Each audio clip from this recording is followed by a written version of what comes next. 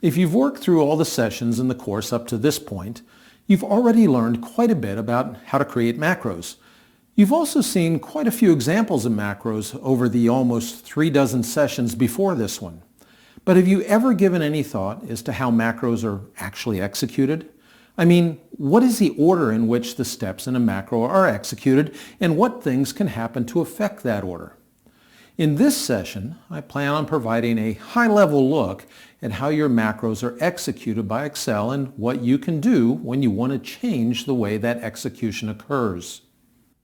The best way to figure out how Excel executes a macro is to, well, take a look at a macro. Towards that end, I'm assuming that you have the companion workbook for this session open on your screen. I'm going to go ahead and jump over to the Visual Basic Editor here. And you can see a macro that's contained in Module 1. This macro is one that you've actually seen before in the course. It is one that was developed in the module that explained how to use the input box function to get user input. When you give Excel the command to run this macro, it starts at the very beginning and begins executing each line of the macro sequentially. It continues in this fashion unless it runs into something that causes it to jump around, as you might say. There are, in general, 5 things that can affect the order in which your macro is executed: comments, procedures, conditional structures, looping structures, and the go-to statement. Some of these things you already know about, but the majority of them you'll discover in this section of the course. For instance, you learned how to create and use comments earlier in this course. You discovered that if you put an apostrophe in front of a line, that the line is treated as a comment by VBA. This causes VBA to skip or ignore the line completely as if it was never there. So for instance, in our macro here, if we went down to this line where we set the SMessage variable, and we put an apostrophe in front of it and move off of the line, it's changed into green text, and that line is skipped entirely when VBA runs the macro. In that way, you can see that the comments have affected the order in which things are executed within the macro itself. We're going to go ahead and get rid of that apostrophe right there. You also learned earlier in the course about procedures and the benefits of using them in your macros. In this macro code, there is actually a procedure, and it's called checkname. If we go down a little bit further here, you can see there's the procedure, the function called checkname. It is called from the main code, which causes VBA to stop executing the main code and divert to the function's code until it is completed. Procedures allow you to modularize your code, meaning that it allows you to break them down into pieces that you can use over and over again, just like the checkname function can be used over and over again. The remaining 3 ways of affecting how your code is executed you haven't quite learned about yet, but you will in the remaining sessions in this section of the course. Even so, you've no doubt noticed examples of these methods.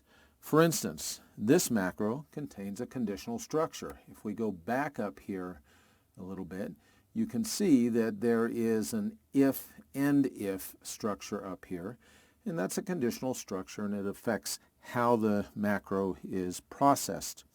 It also contains a looping structure down here in the checkname function. You can see it right here. It's the for each loop as it goes through that particular function. Now I want to take a few minutes to illustrate exactly how this macro code is executed.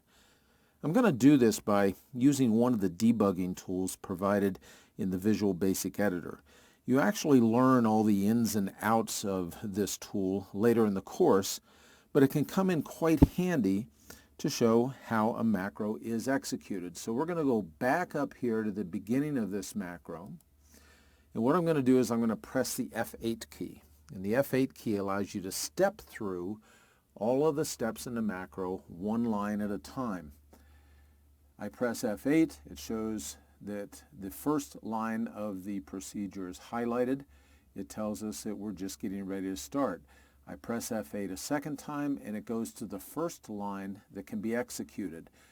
Now the yellow marking here indicates that this is the line that will be executed next. So I press F8 again and the next line is highlighted, and on down each time I press F8.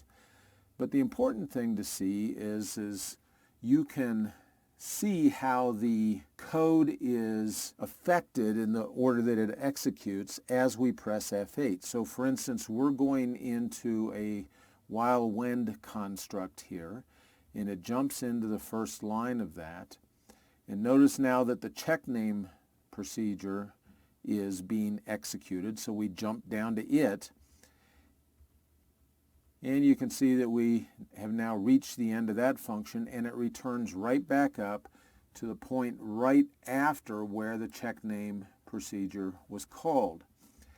And we can see that we skipped over that structure, and now the when goes back up to the beginning, and we see if B continue is still true. It's not, so we drop out of that structure. And the whole idea is, and you can see that there's a dialog box on the screen right here. I'm just going to go ahead and click cancel, which brings us back to the macro. And now that sraw is equal to nothing because we hit the cancel button, then we jump over this and we end the subroutine and we're out of it.